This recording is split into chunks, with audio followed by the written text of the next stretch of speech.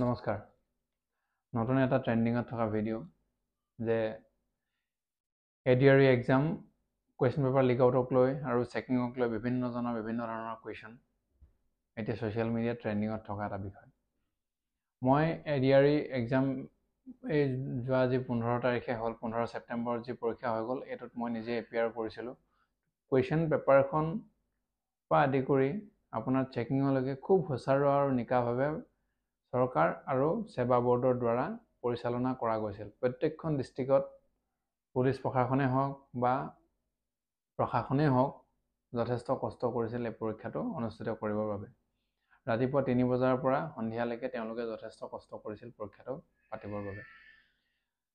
তো কথা এটাই, যিমান ষ্ট্ৰিক্ট নকৰক, যিমান টাইট নকৰক চৰকাৰ আৰু প্ৰশাসনে, যদি প্ৰত্যক্ষভাৱে জড়িত ব্যক্তিসকলৰ নিজৰ মনৰ মাজত যে মই সেই পৰীক্ষাটো সুচাৰুৰূপে পালন কৰাত মই চৰকাৰক সহায় কৰিম, এনেধৰণৰ মনোবৃত্তি লৈ যদি চৰকাৰৰ লগত যদি সহযোগিতা নকৰে, তেনেহ'লে এনেধৰণৰ বিফলতা বাৰম্বাৰ দেখা দিব।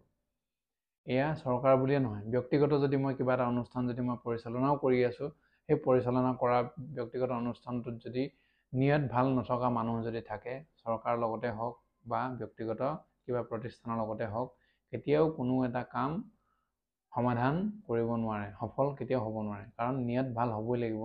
যোনকেইজন ব্যক্তিৰ এই এডিআৰই পৰীক্ষাই হওক বা ব্যক্তিগত অনুষ্ঠানৰ লগত জড়িত ব্যক্তিয়ে হওক, এডিআৰই পৰীক্ষাটো চৰকাৰ বিফলতা বুলি মই কেতিয়াও নাভাবোঁ। কাৰণ পৰীক্ষাটো খুব সুচাৰুৰূপে পৰীক্ষাটো পালন কৰিছিল। কাৰণ মই নিজে পৰীক্ষাটো এপিয়াৰ কৰিছোঁ। ইমান সৎ আৰু নিকা ভাৱমূৰ্তি লৈ চৰকাৰখনে পৰীক্ষাটো অনুষ্ঠিত কৰিছিল, তাক লৈ আমি চৰকাৰক ধন্যবাদ জ্ঞাপন কৰিছোঁ। কাৰণ 11 লাখ বা 12 লাখ কেণ্ডিডেট এনেই পৰীক্ষা দিবলৈ অহা নাই। যোৱা বিগত বছৰত যি এডিআৰই পৰীক্ষাত খুব নিকাভাৱে এপইণ্টমেণ্ট দিলে, তাক লৈ মানুহে সন্তুষ্টি প্ৰকাশ কৰিহে ইমানখিনি ল'ৰা ছোৱালী পৰীক্ষা দিবলৈ ওলাই আহিল। তো মই চৰকাৰক তথা প্ৰশাসনক এটাই অনুৰোধ জনাইছোঁ যে যোনকেইজন ব্যক্তিয়ে এই কুৱেশ্যন পেপাৰ স্কেন কৰি আপলোড কৰিলে পৰীক্ষাৰ আগতেই হওক বা পাছতেই হওক, তেওঁলোকক দৃষ্টান্তমূলক শাস্তি প্ৰদান কৰক। ভৱিষ্যতে যাতে এনেধৰণৰ ভুল কৰোঁতে হাজাৰবাৰ চিন্তা কৰে।